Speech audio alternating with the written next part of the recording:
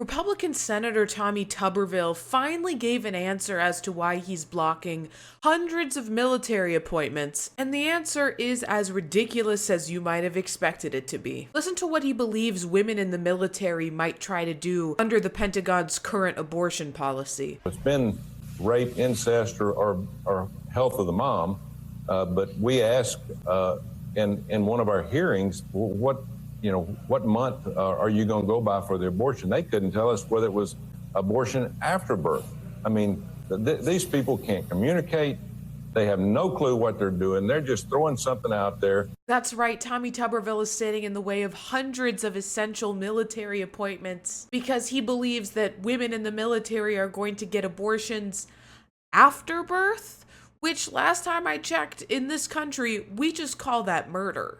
And it's not legal anywhere. I'm Rayy Vana, and welcome back to Rebel HQ. Tommy Tuberville is far from the first Republican to make this absurd claim, though, although I do believe he's the first person to use it as an excuse to block important military appointments. But no, Republicans have been running with this post-birth abortion line for decades now, despite the fact that there's never been evidence that it's ever happened. And as I previously mentioned, if it did happen, it would be illegal and everyone involved would go straight to jail. But Republicans have to rely on this ridiculous characterization of what abortion actually is, because if they gave you the facts, they realize that you would probably not support their supposedly pro-life, but in reality pro-forced birth position on abortion. But the facts are that 93% of all abortions in this country happen within the first 13 weeks of pregnancy. 6% occur between the 14th and 20th week, and less than 1% occur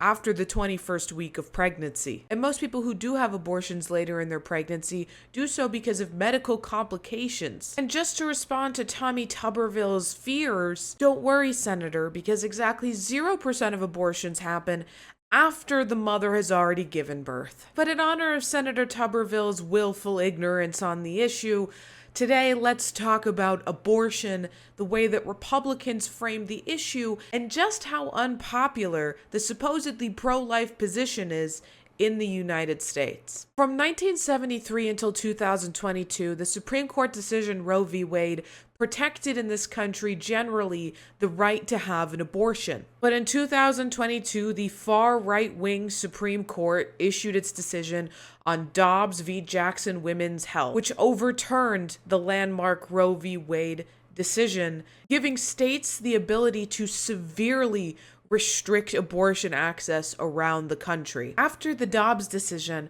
14 states banned abortion outright. Many states have no exceptions for the victims of rape and incest. Some states have no exceptions when the life of the mother is at risk. Although a lot of Republican-ran and controlled state legislators have been very successful in passing these draconian abortion restrictions, whenever the issue is given back to the people, they vote to protect abortion. As an example, let's look at Ohio. Following the repeal of Roe, Ohio had in place a 6-week abortion ban, which led to some horrific outcomes for the women and girls living in the state. But one story in particular gained a lot of traction in the media. The story of a 10-year-old rape victim who was forced to travel across state lines to get an abortion because she didn't have access to one in Ohio. That's right, the state of Ohio's laws in place at the time would have forced that 10-year-old victim to carry to term and then raise a child.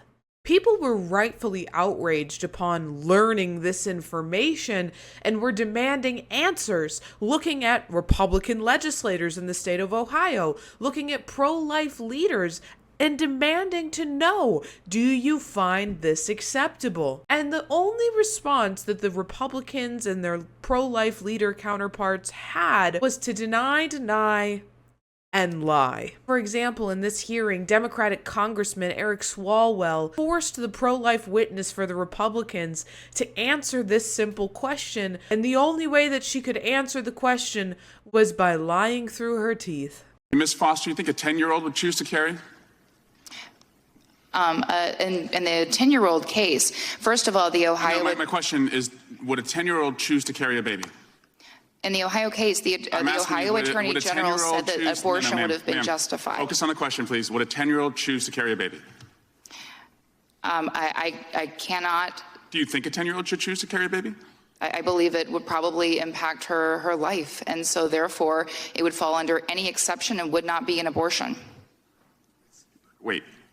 It would not be an abortion if a 10-year-old with her parents made the decision not to have a baby that was the result of a rape?